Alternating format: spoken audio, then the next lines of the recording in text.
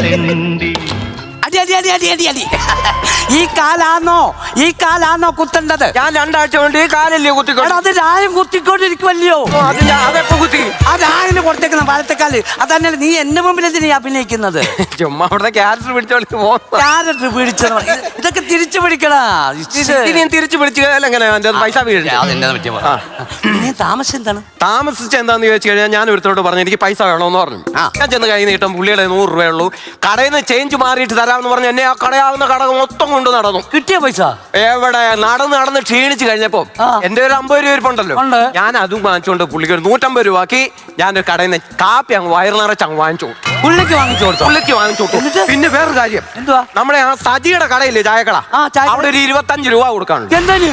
പുള്ളിക്ക് വണ്ടിക്കൂലിയില്ലായിരുന്നു പോവാൻ. ആ പൈസ നീ മേടിച്ചു കൊടുത്തോ? ഇത് നഷ്ടമാണല്ലോ. ഇത് നഷ്ടം തന്നെ നഷ്ടം. പിന്നെ